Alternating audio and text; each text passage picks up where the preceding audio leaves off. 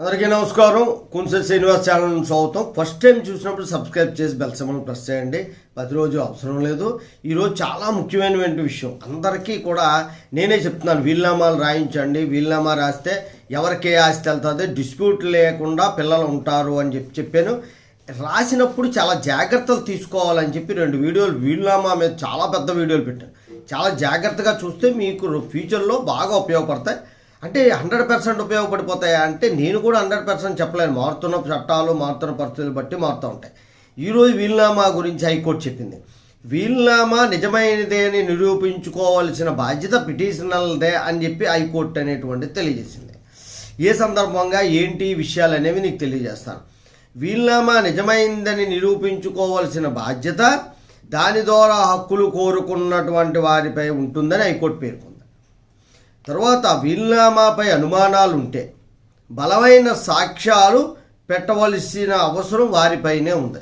వీలునామా మీద ఏదైనా అనుమానం ఉంటే సాక్ష్యాలు పెట్టుకొని నిరూపించుకోవాల్సిన బాధ్యత కూడా వాళ్ళ దగ్గరే ఉంది. ఏ కారణంగా అంటే కుటుంబ ఆస్తి విషయంలో విచారణ జరిపినటువంటి జస్టిస్ కె లక్ష్మణ్ గారు, జస్టిస్ బిఆర్ మధుసూదన్ రావు గారి ధర్మాసనం ఈ విధంగా చెప్పింది. ఒక 275 చదరపు గజాల విస్తీర్ణం అన్నటువంటి ఇంటి స్థలం గురించి వచ్చినటువంటి డిస్ప్యూట్ అనమాట ఇది. 1964లో రాసినటువంటి వీలునామాను పట్టుకొని వచ్చారు ఒకరు. 1964లో మాకు వీలునామా రాశారు మా నాన్నగారు అని చెప్పి.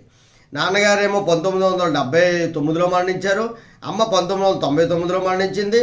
ఆ మధ్యకాలంలో ఎక్కడా వీలునామా అనేటువంటి తీసుకురాలేదు. దాని మీద ఫర్దర్గా చర్యలు తీసుకోలేదు. ఆ స్థలాన్ని వీలునామా ద్వారా రిజిస్ట్రేషన్ చేయడం కానీ అమ్మడం కానీ ఏం చేయలేదు.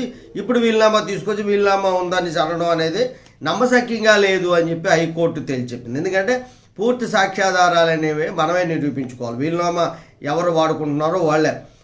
6 కూతుళ్ళు అన్నారు, అందులో 5 కూతుళ్ళ పేర్లే మెన్షన్ చేశారు. మిగతా వాళ్ళ వివరాలు చెప్పలేదు.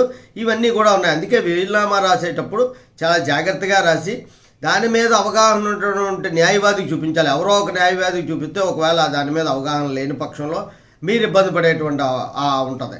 సరైన అవగాహన ఉన్నటువంటి వాళ్ళకి చూపించుకొని బాగుంది అనుకుంటే మీరు ఆ వీలునామాను రిజిస్ట్రేషన్ చేసుకోండి పక్కాగా. అంటే రిజిస్ట్రేషన్ చేయకపోయినా సేమ్ వాల్యూవే.